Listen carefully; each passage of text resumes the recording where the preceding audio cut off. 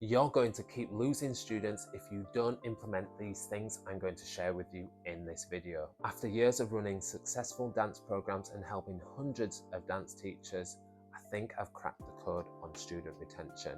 Today I'm sharing the exact strategies that will transform your studio. When I implemented these strategies with my clients, not only did their students stay for longer, but they became the school's biggest advocates. Let me show you exactly how. Let's start with something crucial, your student onboarding process. How do you actually welcome your new students? Most teachers throw them straight into class, but here's what most successful dance studios do. They create a proper welcome experience. It's not just a process, it's an experience. And if you don't have anything set yet, here's what you can do. A 3 simple step welcome sequence. And that will start with a nice welcome personalized video message, an onboarding package, maybe a tote bag and a gift.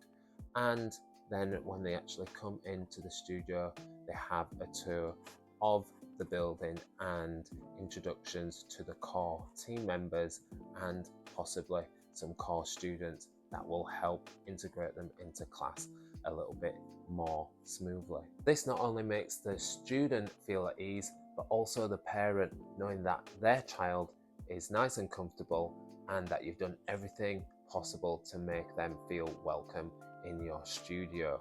Quick action point that you can do right now: create a simple email template that gives the class details, what to wear and what they can expect in their first class. Save that as a document and you'll have it ready for every new student. And once you've got them into class, here's what you need to do next. You need to learn their names. How long does it actually take you to learn your students' names? Here's the thing. You need to learn your students' names within the first 2 classes. If you don't, then you're missing a huge opportunity to create a lasting impression. The most comforting and meaningful word to every person is their own name, so make sure you use it. Now I know some of you have hundreds of students and it may be difficult, but if it is a challenge, you can try implementing a simple system with yourself and your team by having name cards ready for those new students on trial. When they come in for their first class, just have them hold it and take a picture. Use their name as much as possible in that first class, and also when they come back for the second one, just review those pictures, remind yourself of those names and welcome them into class with their names, and they'll feel ultra special. And maybe you're thinking, yeah, that's great, I can learn the names easy, but how do I maintain that personal connection? Okay, well, that leads me on to the next thing. In each session, I make sure I spend just 30 seconds with each student, focusing on one specific thing that they're doing well and one thing that they're going to work on. This makes them feel heard and cared about. It also builds the rapport between you, makes them believe that their presence matters, and it also reinforces their desire to come back. Now, we've been talking about the students, but quite often there's one other major factor at play when it comes to deciding whether your students stay at your studio or not. And that, of course, is, yes, that's right, it's parents.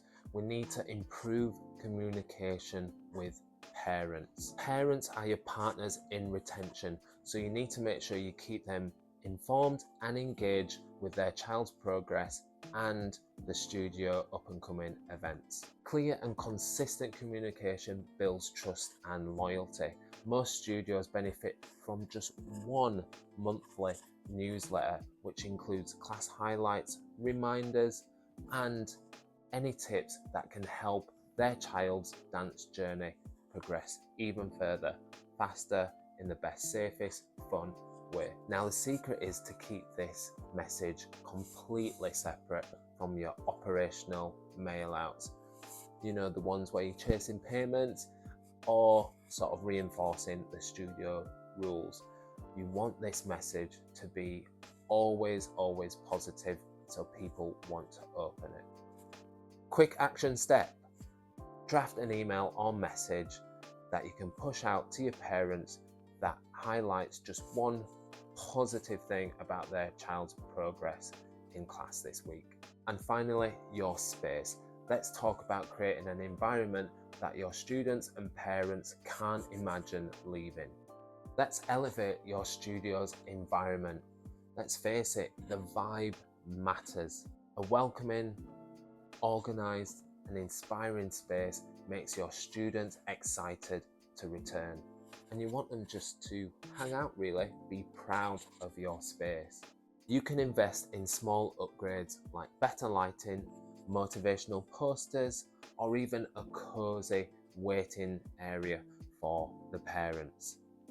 There's cheap LEDs or sort of warm corner lamps that you can easily put into the space to make it a much more inviting and nice place to be, sort of similar to the ones behind me. A good feature to add into your studio is the wall of fame. Now this is a whole wall dedicated to your students or any sort of achievement that has gone on within your school. This is a place to feature everyone and everything that you and your school have done up until this point.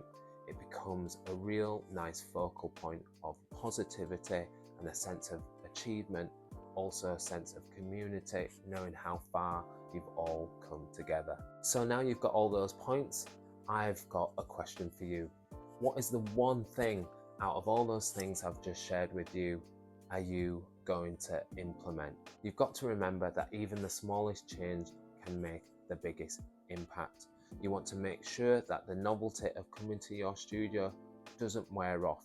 You want your students and your parents excited and also feel like you care about the improvement, the continuous improvement of their child and your studio. From the moment a student starts to their 1-year celebration, you now have a complete system. A solid onboarding process, a way to build rapport, a way to include the parents, and how to build and create an environment that your students not only take classes in, but where they become part of your dance family. Remember, I just want you to pick one retention tip from this video and start implementing it this month.